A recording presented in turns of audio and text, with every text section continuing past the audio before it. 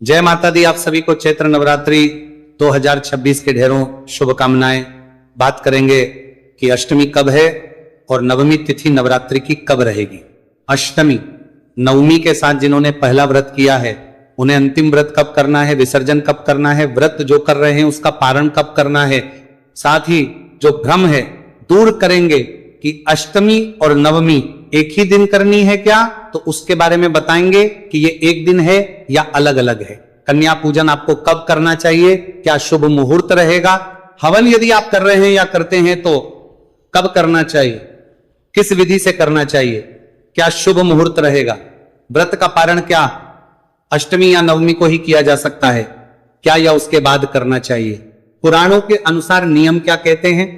साथ ही बताएंगे कि अष्टमी को यदि आप व्रत खोल रहे हैं, आपके यहां अष्टमी होती है तो आपकी जो चौकी का विसर्जन है वो आपने किस दिन कर लेना है, नवमी करने वाले लोगों को किस दिन अपना अंतिम व्रत करना होगा और पारण और पूजन कब करना होगा, शुभ मुहूर्त क्या रहेगा। इस प्रकार से अष्टमी नवमी के बारे में विस्तृत जानकारी, पूजन कैसे करना है उसके बारे में विस्तृत जानकारी, विसर्जन कैसे करना है, कब करना है उसकी जानकारी, और अंतिम व्रत को लेके जो लोगों के बीच में भ्रम है ना, क्योंकि आप जैसे बहुत सारे हमारे दर्शक हैं जिनके कमेंट्स आ रहे हैं कि पंडित जी हमें अंतिम व्रत किस दिन करना है, अष्टमी नवमी लोग एक ही दिन बता रहे हैं, उसका क्या करना है। तो वो विशेष रूप से आपको समझाने का प्रयास किया जाएगा कि आपने अंतिम व्रत कब करना है और अष्टमी नवमी एक ही दिन है या अलग अलग जानकारी आरंभ करते हैं। उससे पहले आपसे निवेदन है कि वीडियो यदि आपको थोड़ा सा भी उपयोगी लगे तो कृपया एक बार लाइक अवश्य कर दीजिएगा, क्योंकि आपका एक लाइक व्यक्तिगत रूप से मेरे लिए बहुत महत्वपूर्ण होता है। इससे मुझे यह आभास होता है कि मेरी मेहनत सफल हो रही है कि नहीं, मेरा काम आपको अच्छा लग रहा है या नहीं। तो एक बार लाइक अवश्य कर दीजिएगा। साथ ही अपने अनुष्ठान की सफलता के लिए, अपने व्रत की सफलता के लिए कमेंट बॉक्स में अवश्य लिखिएगा जय माता दी मां। आप पर अवश्य प्रसन्न होंगे। आप देख रहे हैं अष्टमी नवमी के बारे में। दर्शकों, आप सभी के चैत्र नवरात्रि के अनुष्ठान चल रहे हैं। चैत्र नवरात्रि के अनुष्ठान बहुत से लोग 9 दिन तक हैं, जिसमें पूरे 9 दिन तक व्रत किया जाता है, चौकी स्थापित की जाती है, कलश स्थापित किया जाता है, खिचड़ी आदि बोई जाती है और अखंड ज्योति जलाई जाती है। ये 9 दिन का अनुष्ठान होता है। ये 10वें दिन पूर्ण होता है। साथ ही कुछ ऐसे भी भक्तगण हैं जो माता का व्रत करते हैं पहला और अंतिम, और कुछ करते हैं प्रथम 2 दिन और अंतिम 2 दिन। इस प्रकार से जोड़ा किया जाता है। तो भिन्न भिन्न प्रकार से हमारे समाज में लोग माता का पूजन करते हैं और नवरात्रि का ये उत्सव मनाते हैं। नवरात्रि की सबसे जो तिथियां होती हैं जिसका सबको इंतजार होता है वो होती है अष्टमी और नवमी। अष्टमी और नवमी इसलिए क्योंकि दुर्गाष्टमी जो अष्टमी तिथि होती है नवरात्रि की, उसको कहते हैं दुर्गाष्टमी। दुर्गा अष्टमी को अंतिम दिन की पूजा की जाती है और इस दिन कंजकें, कन्या पूजन किया जाता है, कंजकें बिठाई जाती है और कन्या पूजन के साथ ही नवरात्रि का यह पर्व पूर्ण होता है। वहीं समाज में एक ऐसा ही वर्ग भी है जो कि नवमी को पूजन करता है, वो नवतक आराधना करता है देवी की, और नवमी के दिन कन्या पूजन किया जाता है, कंजक बैठाई जाती है और इस प्रकार से वो अपने अनुष्ठान को पूर्ण करते हैं। अब बहुत से लोग सवाल कर रहे हैं पंडित जी क्या उचित है, अष्टमी को कन्या पूजन करना या नवमी को कन्या पूजन करना। देखिए, दोनों ही उचित हैं, दोनों ही शास्त्र अनुसार हैं। महानवमी चाहे महादुर्गा अष्टमी, दोनों पर जिस भी दिन आप करना चाहें कर सकते हैं। ये इस पर निर्भर करता है कि आपके यहां कब होता आया है। अगर आप अष्टमी होती आई है आप अष्टमी कीजिए, जिनके यहां नवमी होती आई है आप नवमी कीजिए। कन्या पूजन का जो विधान है शास्त्रों में वो अष्टमी को भी है और नवमी को भी है। तो ऐसा नहीं है कि अष्टमी को जो कन्या पूजन करते हैं वो कुछ अनुचित करते हैं या ये कहें कि इससे आपको पूर्ण फल प्राप्त नहीं होता, ऐसा नहीं है। अष्टमी को भी कन्या पूजन उतना ही शुभ और मंगलकारी है जितना कि नवमी को। अंतर जो है ना वो कन्या पूजन से उत्पन्न नहीं होता, अंतर उत्पन्न होता है विसर्जन से। अंतर उत्पन्न होता है कि आप 9 दिन का अनुष्ठान अगर है तो पूर्णता कब होगी।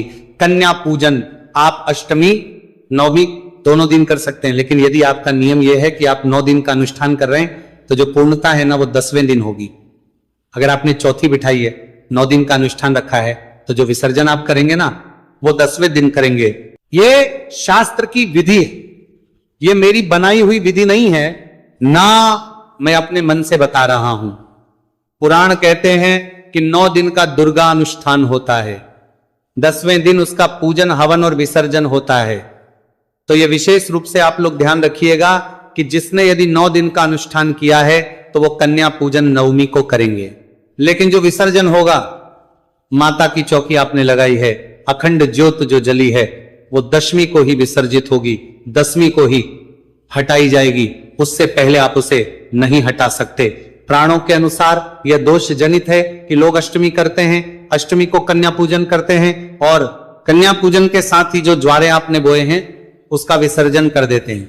आपने माता की चौकी लगाई थी वो 8वें दिन ही कर दी जाती है और 8वें दिन ही आपने जो कलश स्थापित किया था उसका भी विसर्जन कर दिया जाता है। यह अनुचित है, ऐसा नहीं करना चाहिए। आप अष्टमी का व्रत करते हैं, नवरात्रि पूर्ण करते हैं, माना जा सकता है, परंतु आप विसर्जन कर देंगे। नवरात्रि का अष्टमी को यह नहीं माना जा सकता। विसर्जन जो है वो 10वीं तिथि को ही कहा गया है। जितने भी हमारे दर्शक हैं वो इस चीज को ध्यान दें कि अष्टमी अगर आपके यहां होती है तो अष्टमी कन्या पूजन के लिए कही गई है, अष्टमी आपके व्रत की पूर्णता लिए कही गई है, परंतु अष्टमी माता के नवदुर्गा जो आपने नवरात्रि का जो अनुष्ठान किया है उसके विसर्जन के लिए नहीं कही गई है। आपको 10वीं तिथि के दिन शुभ मुहूर्त में ही पूजन आदि करके विसर्जन करना चाहिए। यह बड़ी जानकारी थी जो आपको देना आवश्यक था। अब बात करते हैं जी कि अष्टमी किस दिन है और कंजकें जो हैं उनको कब बैठाना चाहिए, क्या शुभ मुहूर्त रहेगा, नवमी किस दिन है और कंजकों को कब बैठाना चाहिए, किस प्रकार से व्रत को पूर्ण करना चाहिए। तो अष्टमी वाले दिन आपको सूर्योदय पहले उठना चाहिए। उठने के बाद स्नान आदि करके स्वच्छ वस्त्र धारण कीजिए। स्वच्छ वस्त्र धारण करके आपकी जो दैनिक पूजा है ना वो उसी प्रकार से चलेगी जैसे कि अभी तक चलती आ रही थी। आप उसी विधि से आपने केतली बोई है, ज्वारे बोए हैं, माता की स्थापना की है, कल स्थापित किया है, उसी विधि से आप पूजन कीजिए। से देवी का पूजन करेंगे, विधि विधान से स्नान कराइए, तिलक लगाइए, वस्त्र अर्पित कीजिए, आप भोग लगाइए माता को, पुष्पों की माला अर्पित कीजिए माता को, तांबू अर्पित कीजिए माता को और माता को प्रणाम करके प्रार्थना कीजिए। इस प्रकार से आपने पूजन करना है। पूजन करने के बाद आप हवन कर सकते हैं। हवन करने के बाद आपने कन्या पूजन करना है। अब यहां पे एक सवाल ये आता है कि पंडित जी पहले कन्या पूजन करें या पहले हवन करें। तो पहले हवन करें फिर कन्या पूजन करेंगे। हवन के तदोपरांत ही कन्या पूजन होगा, इसका ध्यान दीजिएगा। एक सवाल हमारे पास आपका यह भी है कि पंडित जी कन्याओं को क्या नहीं देना चाहिए, ये विशेष रूप बताएं और क्या देना शुभ रहता है। देखिए, कन्याओं को आप कोई भी अच्छा उपहार दे सकते हैं। उपहार में आप उन्हें पढ़ने लिखने से संबंधित जो भी सामग्री है वो दे सकते हैं, कॉपी दे सकते हैं, ज्योमेट्री बॉक्स दे सकते हैं। इसके अतिरिक्त आप उन्हें लंच बॉक्स दे सकते हैं, पेन पेंसिल आदि बैग आदि भी दे सकते हैं जो उनके उपयोग का भी होगा। आपको क्या नहीं देना चाहिए। देखिए, एक तो आजकल आप प्लास्टिक की सामग्री का प्रयोग बहुत अधिक होने लगा है। अगर आप प्लास्टिक की वस्तुओं से बच सकें तो बहुत उत्तम रहेगा कि आप प्लास्टिक की ना दें। और जो विशेष रूप से मना ही है ना वो है नुकीली वस्तुएं, तीखी वस्तुएं या कांच से बनी हुई वस्तुएं। कांच की जो सामग्री है वहां आपको नहीं देनी है। कन्याओं को काले वस्त्र आपको नहीं देने हैं। काले रंग की कोई भी सामग्री जो है वो आप कन्याओं को उस दिन नहीं देंगे। यदि आप कन्या पूजन में कपड़े आदि लाके दे रहे हैं तो वो भी काले रंग के, ब्लैक कलर के नहीं होने चाहिए। इसको बेहद ही अशुभ माना जाता है। काला रंग कन्या पूजन में सर्वोत्तम है। इसीलिए अगर संभव है तो आप लाल रंग के वस्त्र और लाल रंग की ही लेकर आएं, उत्तम रहेगा। और अष्टमी के दिन कन्या पूजन करें। कन्या पूजन में जब कन्याएं आपके घर आ रही हैं तो सबसे पहले उनका भक्ति भाव से स्वागत करें, क्योंकि एक प्रकार से आपके यहाँ 9 दुर्गाएं आ रही हैं। 9 दुर्गा आपके घर पे पधारी हैं। 9 दुर्गाओं का स्वागत कीजिए, उनको बिठाइए। चौकी है तो चौकी पर बिठाइए, अन्यथा जो भी आपके यहाँ उपयुक्त आसन है उस पर बैठाइए। बैठा के उनका शुद्ध जल पैर धुलाइए, पद प्रक्षालन कीजिए, उनका प्रेम से पद प्रक्षालन कीजिए, अच्छे कपड़े से उनको पोंछिए। ये माता स्वयं आपके घर पर आज पधारी है। पैर धोने के बाद, पैरों को पोंछने के बाद उन्हें तिलक कीजिए। रौली कुमकुम आदि का तिलक करना है, अक्षत अवश्य लगाना है और मौली अवश्य बांधनी है। इसके बाद उन्हें आसन पे बिठाइए, प्रेम पूर्वक उन्हें हलवा, पूरी और छोले, काले चने जो होते हैं ना छोले, ये प्रसाद के रूप में, भोग के रूप में प्रदान कीजिए, उनको खिलाइए। आज के समय में जो कन्याएं हैं वो नहीं खा पाती है। कई बार छोटी होती है कन्याएं तो इसलिए भी नहीं खा पाती हैं। जितना भी वो खा सके, अगर ना खा पाए उनका एक मुंह झूठा करा के ही बेशक बाकी जो है बचा हुआ सामग्री उसको आप पैक करके उन्हीं को दे दे। इसके बाद कंजकों को आप जो सामग्री लाए हैं उनके लिए उपहार स्वरूप जो भी भेंट लाए हैं वो भेंट एक एक करके दे और उनसे पैर छूकर आशीर्वाद ले और उनको विदा करें। इस प्रकार से आप कन्या पूजन करेंगे। कन्या पूजन की जो सामग्री है ना उसको भी पूजित करना आवश्यक है। वो क्या करते हैं कि सामग्री लाते हैं, रखा देते हैं, कंजकों को भोजन कराते हैं और उनको ऐसे ही उठा के दे देते हैं। ये अनुचित व्यवस्था है, अनुचित व्यवहार है उस सामग्री का। सुबह के समय जब आप पूजन कर रहे हैं ना उस समय उनको पूजना है। पूजना कैसे है कि उन्हें पहले जल से, गंगा जल युक्त जो जल है ना उसे छींटे दीजिएगा। छींटे देने के बाद उन्हें तिलक कीजिएगा, अक्षत उस पर अर्पित कीजिएगा, थोड़े पुष्प ऊपर बिखरा दीजिएगा और हाथ जोड़कर माता को प्रणाम करके, हे मातेश्वरी, ये हम कन्याओं के लिए भेंट स्वरूप लाए हैं, इसे आप नवदुर्गा के रूप में स्वीकार करें और आशीर्वाद प्रदान करें। इस प्रकार से माता से प्रार्थना कीजिएगा। ये जो सामग्री है इसको पृथ्वी पर नहीं रखना है। जो 9 आइटम जो भी आप लाए हैं ना इनको किसी थाल में सजाइएगा पूजा के समय पे और उसी में रखे रखिएगा। ये बात आप ये दे दीजिएगा। तो इस प्रकार से आपने अष्टमी को पूजन करना है सुबह का और कन्या पूजन करना है। आपके घर में यदि आपने चौकी लगा के रखी है तो उसको वैसे ही रहने दीजिएगा। आपने अगर आपके घर में कल से स्थापना की है तो उसको भी वैसे ही रहने दीजिएगा। याद रखिएगा कि जो लोग अष्टमी कर रहे हैं वो केवल कन्या पूजन करेंगे, विसर्जन नहीं होगा।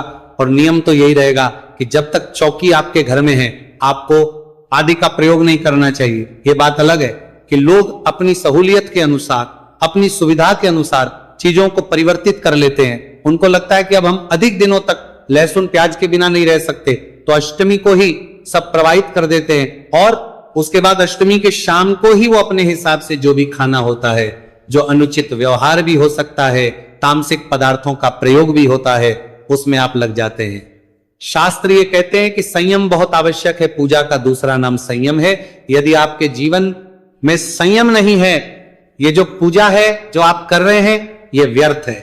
दिखावे की पूजा करना बंद कीजिए, मन से विचार अच्छे रखिए और ये ना सोचिए कि ये आपके ऊपर किसी प्रकार की पाबंदी लगी है। आपका मन करता है स्वतः किसी चीज को त्यागने का तो त्यागिए। अगर मन नहीं करता है तो इस प्रकार की पूजा पाठ आपको नहीं करने चाहिए। ऐसा नहीं कि आप दुखी होकर कोई पूजा पाठ कर रहे हैं, उसका कोई लाभ नहीं होता है। यदि किसी को इसकी बहुत जल्दी है कि जल्दी से ज्वारे आदि और जो चौकी आदि है इसका विसर्जन किया जाए जिससे कि हम अपने हिसाब से चीजों को खा सके, तो वह अनुचित व्यवहार है। इसके लिए आप माता की पूजा को पहले समाप्त नहीं कर सकते। नवमी तिथि की बात करें और किस दिन आपको कन्या पूजन करना है, अष्टमी, नवमी कब है, शुभ मुहूर्त कब है, इसके बारे में बताएं। उससे पहले जानते हैं आपका एक बहुत ही महत्वपूर्ण सवाल जो हमारे पास आ रहा है कि अंतिम जो व्रत होगा, क्योंकि बहुत से लोग हैं जो पहला व्रत करते हैं और अंतिम व्रत करते हैं, तो वो अंतिम व्रत हमें कब करना चाहिए, किस तिथि पर करना चाहिए। देखिए दर्शकों, ये आपके ऊपर निर्भर करता है कि अंतिम व्रत आप कैसे करेंगे। ये इस प्रकार से आपके ऊपर करता है कि आपके यहां अष्टमी की जाती है या नवमी की जाती है। अगर अष्टमी आपके यहां की जाती है तो आप सप्तमी को व्रत करेंगे, और यदि आपके यहां नवमी की जाती है तो अंतिम व्रत आपका अष्टमी को होगा। यहां एक और संशय आपका दूर करें जो आपके मन में किसी ने टाल दिया होगा कि सप्तमी और अष्टमी एक ही साथ है क्या। जी नहीं, सप्तमी और अष्टमी दोनों अलग अलग दिन है, दोनों एक साथ नहीं है। एक नवरात्रि कम हुई थी लेकिन वो नवरात्रि तिथि थी तृतीया, इसीलिए दूसरा और तीसरा नवरात्रि एक साथ था, द्वितीया और तृतीया नवरात्रि एक साथ थे। अभी जो तिथि है वो सब एक एक दिन में एक एक तिथि है, चाहे वो चौथी हो, पांचवी, छठी, सातवीं, सब तिथियां एक एक दिन में पूर्ण रूप से है। इसीलिए सप्तमी अष्टमी एक नहीं, और अंतिम व्रत नवमी करने वाले अष्टमी को करेंगे और जो अष्टमी करते हैं वो अंतिम व्रत सप्तमी को करेंगे। इसी प्रकार से अब बात करते हैं कि जिनके यहां पे नवमी पूजी जाती है वो किस प्रकार से पूजन करेंगे। भगवान रामचंद्र का पूजन भी किया जाएगा क्या। देखिए, जो चैत्र मास के शुक्ल पक्ष के अर्थात नवरात्रों में आने वाली जो चैत्र की नवमी है ना, ये भगवान श्री रामचंद्र का जन्म दिवस भी है। इस दिन भगवान श्री रामचंद्र का अवतरण इस पृथ्वी पर हुआ था, इसीलिए यह तिथि बहुत महत्वपूर्ण है। इसे महानवमी कहा जाता है। इस दिन मां जगदम्बा के नवरात्रि पूर्ण होते हैं, इसीलिए उनके जो व्रत है वो पूर्ण तो होते ही है। साथ ही इस दिन रामचंद्र जी, भगवान रामचंद्र जी का जन्मोत्सव भी विधि विधान से मनाया जाता है। भगवान रामचंद्र की पूजा आपने किस विधि से करनी है, करना है, इसके बारे में हम आपको अलग से वीडियो बना के बता देंगे। यहाँ हम केवल अष्टमी, नवमी, नवरात्रि से संबंधित बात कर रहे हैं। तो आपको जो नवमी करते हैं उन्हें भी सुबह सूर्योदय से पहले उठना है। उठने के बाद स्नान आदि करके पूजन करना है। देखिए, एक चीज का आपको विशेष ध्यान रखना है। शुभ मुहूर्त कहते हैं कि पंडित जी शुभ मुहूर्त देखें कि ना देखें। शुभ मुहूर्त यदि ना भी देखें, क्योंकि जो दुर्गा अष्टमी है और दुर्गा नवमी, महानवमी जिसे कहते हैं, ये दोनों ही तिथियां अत्यंत मानी जाती हैं। इनमें पूरा दिन कंजक पूजन किया जा सकता है, माता का पूजन किया जा सकता है, हवन कर्म आदि किया जा सकता है। शुभ मुहूर्त यदि आप नहीं भी देखते हैं तो भी, परंतु एक बात ध्यान अवश्य रखनी चाहिए, वो ये कि इन तिथियों में भी राहु काल का समय होता है। राहु काल के समय को आपको अवश्य ही देखना पड़ेगा, चाहे तिथि कितनी भी शुभ क्यों ना हो, उसमें 1.5 घंटे का लगभग समय होता है प्रतिदिन। राहु काल का तो आप जिस दिन अष्टमी नवमी की कंजक बिठा रहे हैं ना, उस दिन राहु काल का समय आपको अवश्य ही करना चाहिए। राहु काल के समय में आप कंजक ना बिठाए। हाँ, अगर आपने कंजक पहले बिठा दी है और उसके बाद राहु काल आता है तो उसमें दोष नहीं है, परंतु कंजक पूजन जो है राहु काल के समय में आप नहीं करेंगे। इस 1.5 घंटे में आप नहीं करेंगे, बाकी समय में आप कर सकते हैं। शुभ मुहूर्त कैसे है, कब है, यह हम आपको अभी बताने जा रहे हैं। सूक्ष्म रूप से पहले नवमी की जानकारी दे दें, उसके बाद हम मुहूर्त पर ही आ रहे हैं कि कौन सी तिथि का मुहूर्त कब है और किस प्रकार से किस शुभ मुहूर्त में आपको करना चाहिए। तो नवमी के दिन जिन लोगों के यहां नवमी होती है, वो नवमी के दिन सूर्योदय से पहले उठेंगे। स्नान आदि करने बाद आप अपना नवरात्रि का जो दैनिक पूजन है उसको करेंगे। दैनिक पूजन उसी विधान से किया जाएगा जैसे कि आप अभी तक करते आए थे, परंतु हां, इसमें पुष्पांजलि अवश्य कीजिएगा। नवमी का जब आप पूजन करेंगे तो उसमें पुष्पांजलि अवश्य कीजिएगा, क्षमा याचना कीजिएगा, देवी से क्षमा याचना कीजिएगा, पहले से पूजन कीजिएगा, देवी को अर्पित कराइएगा। कराने के बाद स्नान कराइएगा, स्नान करा के पंचामृत से स्नान कराइएगा, शुद्ध जल से स्नान कराइएगा। शुद्धियों तक स्नान कराने के बाद देवी को वस्त्र अर्पित कीजिएगा। आप अष्टमी व नवमी को माता को श्रृंगार की सामग्री अवश्य ही अर्पित करनी है, यह हम बता रहे हैं सभी के लिए। नवमी को बीजे का अर्पित करनी है, और चाहे आपने 9 दिन का अनुष्ठान रखा है, चाहे आप केवल अष्टमी नवमी करते हैं, एक ही दिन करते हैं, आपको इस दिन माता को श्रृंगार की वस्तुएं अवश्य अर्पित करनी चाहिए। अगर अधिक ना ला सके तो मांग में भरने के लिए सिंदूर, काजल, बिंदी, चूड़ियां और नेल पेंट, ये 5 चीजें तो आपको अवश्य रूप से माता को अर्पित करनी ही चाहिए। और अगर 5 ना कर पाए तो आपको मांग का सिंदूर और चूड़ियां अवश्य रूप से माता को चढ़ानी चाहिए इस दिन। और लाल रंग का कोई वस्त्र, जैसे कि आप साड़ी ले सकते हैं, कोई अच्छी साड़ी ले सकते हैं, या फिर कोई चुनरी ले सकते हैं, जैसी आपकी सामर्थ्य हो। मैं नहीं कहूंगा कि आपको बहुत महंगा ही लेना है, आप अपनी सामर्थ्य के अनुसार लीजिएगा। और ये ध्यान रखिएगा कि आप जब भी पूजा पाठ करें सामर्थ्य के अनुसार करें। प्रभु कहते हैं कि जैसा मैंने आपको दिया है, जितना मैंने आपको दिया है उसके अनुसार ही आप मुझे अर्पित करें, मैं सदा कर दीजिएगा। साथ ही अपने अनुष्ठान की सफलता के लिए, अपने व्रत की सफलता के लिए कमेंट बॉक्स में अवश्य लिखिएगा जय माता दी मां, आप पर अवश्य प्रसन्न होंगे। आप देख रहे हैं सनातन धर्म का संसार ज्योतिष संस्थान का प्रतिष्ठित यूट्यूब चैनल सनातन धर्म का संसार धार्मिक क्रम। आइए बात करते हैं अष्टमी नवमी के बारे में। दर्शकों, आप सभी के चैत्र नवरात्रि के अनुष्ठान चल रहे हैं। चैत्र नवरात्रि के अनुष्ठान बहुत से लोग 9 दिन तक हैं, जिसमें पूरे 9 दिन तक व्रत किया जाता है, चौकी स्थापित की जाती है, कलश स्थापित किया जाता है, खिचड़ी आदि बोई जाती है और अखंड ज्योति जलाई जाती है। ये 9 दिन का अनुष्ठान होता है, ये 10वें दिन पूर्ण होता है। साथ ही कुछ ऐसे भी भक्तगण हैं जो माता का व्रत करते हैं पहला और अंतिम, और कुछ करते हैं प्रथम 2 दिन और अंतिम 2 दिन, इस प्रकार से जोड़ा किया जाता है। तो भिन्न भिन्न प्रकार से हमारे समाज में लोग माता का पूजन करते हैं और नवरात्रि का ये उत्सव मनाते हैं। नवरात्रि की सबसे जो तिथियां होती हैं जिसका सबको इंतजार होता है, वो होती है अष्टमी और नवमी। अष्टमी और नवमी इसलिए क्योंकि दुर्गाष्टमी जो अष्टमी तिथि होती है नवरात्रि की, उसको कहते हैं दुर्गाष्टमी। दुर्गा अष्टमी को अंतिम दिन की पूजा की, जाती है और इस दिन कंजकें कन्या पूजन किया जाता है, कंजकें बिठाई जाती है और कन्या पूजन के साथ ही नवरात्रि का यह पर्व पूर्ण होता है। वहीं समाज में एक ऐसा ही वर्ग भी है जो कि नवमी को पूजन करता है, वो नवतक आराधना करता है देवी की, और नवमी के दिन कन्या पूजन किया जाता है, कंजक बैठाई जाती है और इस प्रकार से वो अपने अनुष्ठान को पूर्ण करते हैं। अब बहुत से लोग सवाल कर रहे हैं, पंडित जी क्या उचित है, अष्टमी को कन्या पूजन करना या नवमी को कन्या पूजन करना? देखिए, दोनों ही उचित हैं, दोनों ही शास्त्र अनुसार हैं। महानवमी चाहे महादुर्गा अष्टमी, दोनों पर जिस भी दिन आप करना चाहें कर सकते हैं। ये इस पर निर्भर करता है कि आपके यहां कब होता आया है। अगर आप अष्टमी होती आई है आप अष्टमी कीजिए, जिनके यहां नवमी होती आई है आप नवमी कीजिए। कन्या पूजन का जो विधान है शास्त्रों में वो अष्टमी को भी है और नवमी को भी है, तो ऐसा नहीं है कि अष्टमी को जो कन्या पूजन करते हैं वो कुछ अनुचित करते हैं या ये कहें कि इससे आपको पूर्ण फल प्राप्त नहीं होता, ऐसा नहीं है। अष्टमी को भी कन्या पूजन उतना ही शुभ और मंगलकारी है जितना कि नवमी को। अंतर जो है ना वो कन्या पूजन से उत्पन्न नहीं होता, अंतर उत्पन्न होता है विसर्जन से। अंतर उत्पन्न होता है कि आप 9 दिन का अनुष्ठान अगर है तो पूर्णता कब होगी। कन्या पूजन आप अष्टमी नवमी दोनों दिन कर सकते हैं, लेकिन यदि आपका नियम यह है कि आप 9 दिन का अनुष्ठान कर रहे हैं तो जो पूर्णता है ना वो 10वें दिन होगी। अगर आपने चौथी बिठाई है, 9 दिन का अनुष्ठान रखा है, तो जो विसर्जन आप करेंगे ना वो 10वें दिन करेंगे। ये शास्त्र की विधि है, ये मेरी बनाई हुई विधि नहीं है, ना मैं अपने मन से बता रहा हूं। पुराण कहते हैं कि 9 दिन का दुर्गा अनुष्ठान होता है, 10वें दिन उसका पूजन हवन और विसर्जन होता है।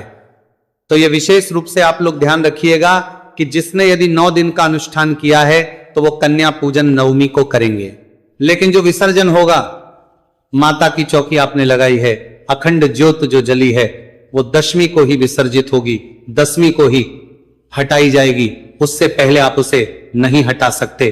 प्राणों के अनुसार यह दोष जनित है कि लोग अष्टमी करते हैं, अष्टमी को कन्या पूजन करते हैं और कन्या पूजन के साथ ही जो ज्वारे आपने बोए हैं उसका विसर्जन कर देते हैं।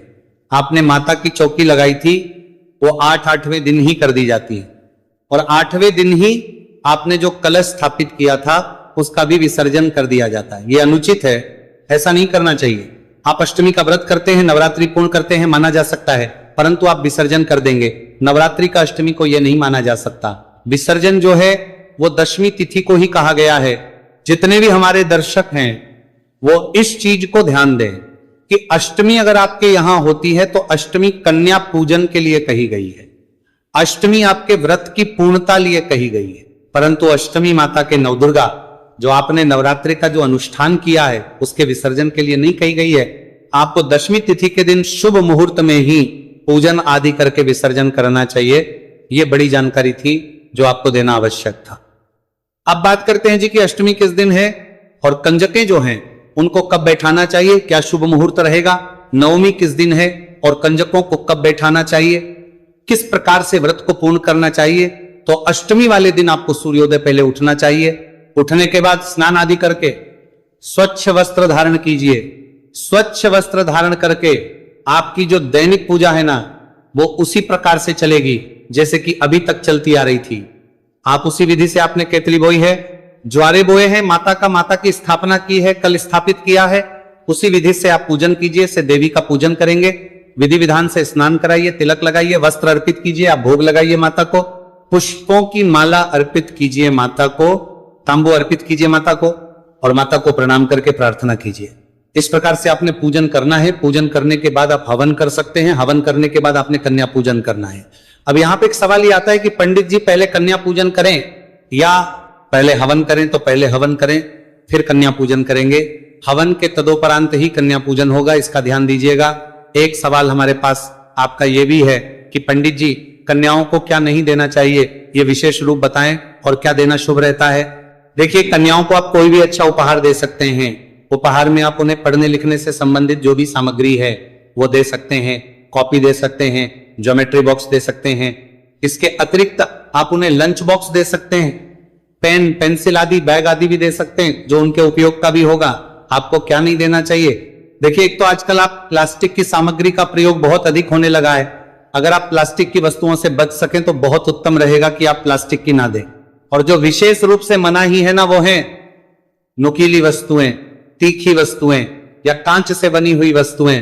कांच की जो सामग्री है वहां आपको नहीं देनी है। कन्याओं को काले वस्त्र आपको नहीं देने हैं।